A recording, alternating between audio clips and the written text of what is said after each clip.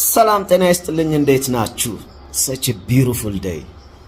ዛሬ ደግሞ የምንነጋገረው እምነታቸውን ስለሚቀይሩ ሰዎች ነው።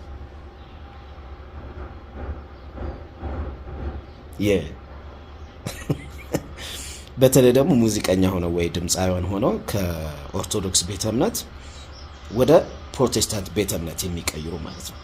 እኔ እንግዲህ በፋሚሊ ሁለቱም አሉ፣ ፕሮቴስታንትም አሉ፣ ኦርቶዶክስም አሉ። So I don't have any problem። የኔ ዛሬ ውግንነት ከሙዚቃ ጋር ከሙዚቃ አንጻር ነው፣ ሙዚቀኛ ከመሆን አንጻር ነው። እነዚህ ሰዎች እነዚህ ድምፃውያን እምነታቸውን ሲቀይሩ ብዙ ጊዜ የሚሰጡት መግለጫ ነው የሚገርመኝ። ጥልቅ ውስጥ ነበርን ነው የሚሉት። የትኛው ጥልቅ ነው? እኮ ሰላም እንዴት ናችሁ? ውድ የሚለኩቲው ተከታታዮች፣ ዛሬ ሳሚዳን አዲስ መልእክት በቲክቶክ አካውንቱ ከለቀቀ በኋላ ብዙዎች መነጋገሪያ አድርገውታል።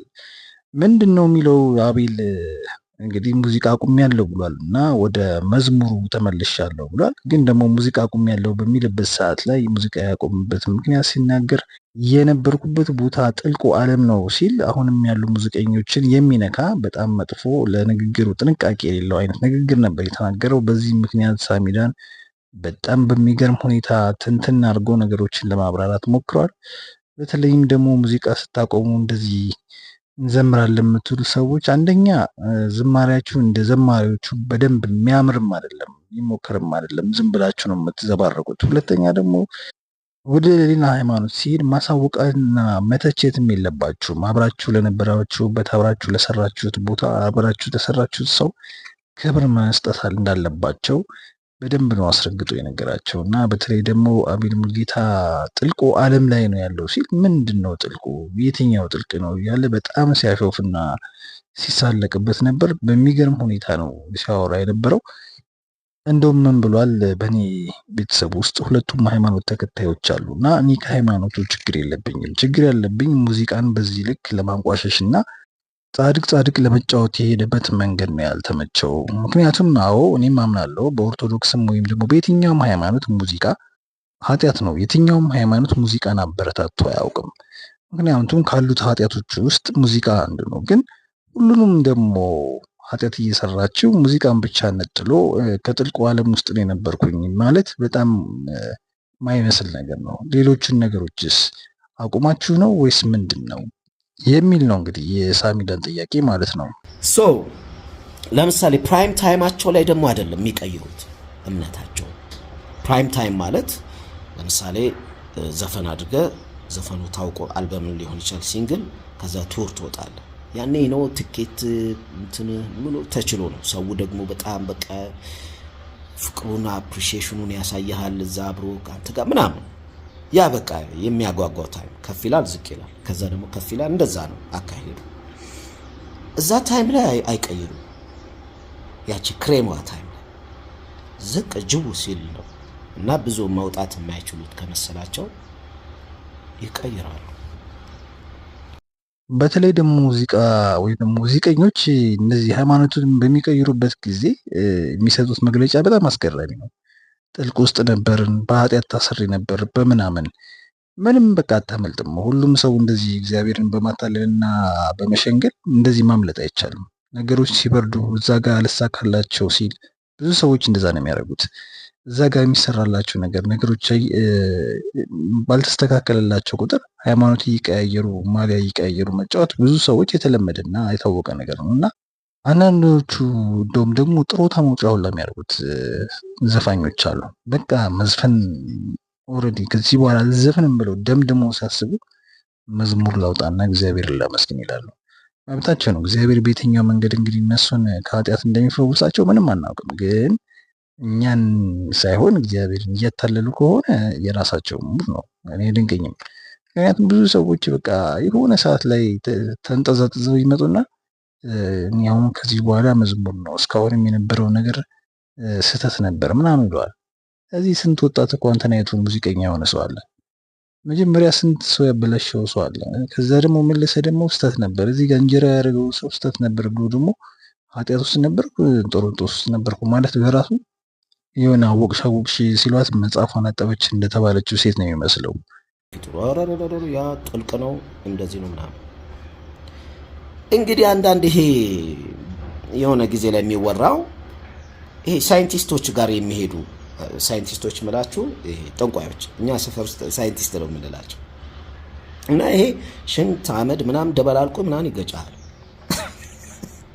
እነዛ ሳይንቲስቶች ጋር ሄደው የሚካድሙ ካሉ ኦኬ፣ ያ ሜቢ እንግዲህ ጥልቅ አሰራር ሊሆን ይችላል። አይደው ነው ድሮ ያኔ ሲያዳምጣቸው ያ ሁሉ ሰው ሲያደንቃቸው ሲጮሁላቸው በዛን ጊዜ አያቋርጡትም። ያቋርጡት ምንድነው? ጉሮሯቸው ሻክሮ መዝፈን ሲያቆም ጉሮሯቸውን ይሄ መፈተኛ የለም አልማዙ ያለቀ ጉሮሮ፣ ልክ በዛ ሰዓት መዝሙር መዘመር ይፈልጋል። መጽሐፉ የሚለው በጉርምስና ጊዜ ነው የሚለው።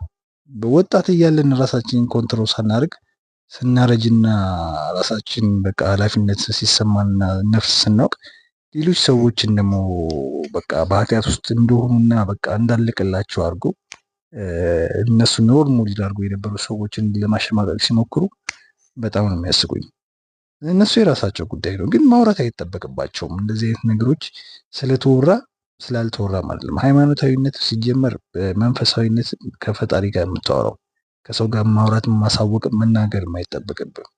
ሁለተኛ ደግሞ እንደዛ ካረጋችሁ ደግሞ እስከ ዛሬ የዘፈናችሁትን ዘፈን በሙሉ ከምትሰሩት ሚዲያ ላይ ወይም ደግሞ ከዩቲዩብ ላይ አውርዳችሁ ሙሉ ለሙሉ ወይም ደግሞ ፕራይቬት አድርጋችሁ ማስቀመጥ ነው። በቃ ከዚህ በኋላ በእኔ የተሰናከለ ሰው ከዚህ በኋላ የኔን ሙዚቃም ሆነ መዝሙር እንዲያዳምጥ አልፈልግም። እኔ መንፈሳዊ ሰው ነኝ፣ ራሴን ለፈጣሪ አሳልፌ የሰጠው ስለሆንኩኝ ማንም ሰው ከዚህ በኋላ የኔን መዝሙር ማንም ሙዚቃ እንዲያዳምጥ አልፈልግም ብሎ ሙሉ ለሙሉ ከዩቲዩብ ማንሳትና ሰዎችን መሰናክል ላለመሆን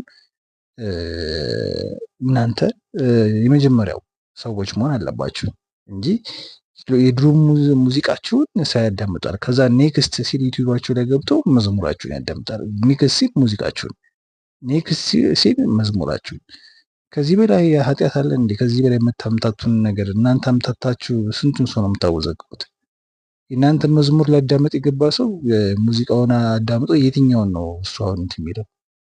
የእናንተን ድምፅ በሙዚቃና በመዝሙር ለመገመት ነው ለመፈተን ነው የሚገባው ወይስ ምን ሊያደርግ ነው የሚገባው? ማስመሰል የሚባሉ ነገሮች አሉ። በቃ አብዛኛውን ዘፋኞች ማለት ነው።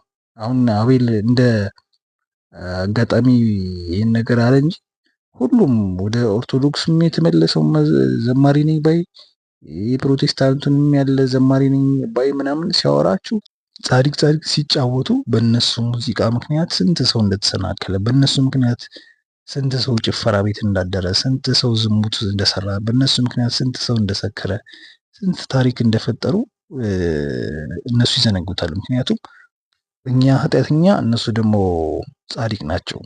ሌላው ቢቀር ሲናገሩ እስከዛሬ ላሳትኳችሁ በእኔ ምክንያት ለሳታችሁ ሰዎች ይቅርታ አድርጉልኝ፣ የእናንተ ጸሎትና ይቅርታ ያስፈልገኛል ብለው እንኳ አይናገሩም። የምትጥለው ነገር አይደለም። ገባ? ፈጣሪም ደግሞ የነፍስን የውስጥህን የነፍስን ስለሚያይ እዛ ጋር ከሰው ጋር መታገል አይጠበቅብህም። ለማንም ፕሩፍ ማድረግ አይጠበቅብህም። ስንት ሰው ሀገር ለሀገር እየተንከራተታችሁ በኮንሰርትና በተለያዩ አይነት በሚል ሰበብ ስንት 100 ሺህ ብር ስንት መኪና ስንት ሚሊዮን ገዝታችሁ ኑሯችሁን በደንብ አድርጋችሁ ዘንጣችሁ ኑሯችሁ የፈለጋችሁትን ገዝታችሁ የፈለጋችሁትን ነገር አድርጋችሁ ከጨረሳችሁና ካገባደዳችሁ በኋላ ጥልቅ ውስጥ ነበርኩ ምናምን ወይ ደግሞ የሆነ አጋንንት ጋር እየታገልኩ ነበር ምናምን ስትሉ በቃ በጣም ነው የሚያስቀው። በቃ አሁን ወደ መንፈሳዊ ህይወት ተመልሻለሁ። እስካሁን ላደረኩት ነገር ይቅርታ። ከዚህ በኋላ መዝሙር አልዘምርም። እስካሁን ያሳትኳችሁ ወጣቶች ምናምን በእኔ ምክንያት አስነክያችሁ ከነበረ ይቅር በሉኝ፣ ኃጢአቴ እንዲቀልልኝ ብላችሁ ተናዛችሁ ማለት ነው። ካወራችሁ እንኳ ተናዛችሁ ከዛ ከዚህ በኋላ የኔ ሙዚቃ ባታዳምጡ ደስ ይለኛል፣ አታዳምጡት፣ ከዩቲዩብም አጥፍቼዋለሁ ብላችሁ ገንዘብን በዚህ ምክንያት ያገኙት ገንዘብ በሙሉ እሳቱን ይብላኝ ብላችሁ ሙሉ ለሙሉ ማጥፋት ነው። በቃ ይቺን አድርጉ። ከዚህ በኋላ የምትቀይሩ ሃይማኖተኞች ማለት ነው። ወደ ኦርቶዶክስም ወደ የትኛውም ሃይማኖት ያላቸው አርቲስቶች አትሰክሱ። ብዙ ሰው ማሰብና ማገናዘብ ይችላል። እናንተ የምታወሩት ወሬ ለእናንተ ነው ትክክል እንጂ ሌላው ሰው በተለያየ መንገድ ነው የሚያስበው። ሃይማኖትን መቀየር፣ ሙዚቃ ማቆም፣ ሁሉም ነገር የአንድ ሰው የግለሰብ መብት ነው። ግን ሙዚቃ ሲቆምና ሙዚቃ መዝሙር ሲጀመር ፐርፐዝሊ ምንድን ነው የሚለው ነገር ደግሞ አንድ ሰው ከሚያደርገው ነገር አንጻር ቀላል ነው አንደርስታንድ ለማድረግ እና ለመረዳት እና አስቡበት ለማለት ነው። አሁን ሄዳችሁ ያው የዘባረቃችሁ ዘባርቃችኋል። ግን ከዚህ በኋላ ደግሞ ለመሄድ የምታስቡ ካላችሁ እኛ የምናየው ስፔሻሊ እኔ ሳያችሁ ማየበት መንገድ ይሄ ነው። ገብቷል? እንደዛ ነው ላለው ዋላ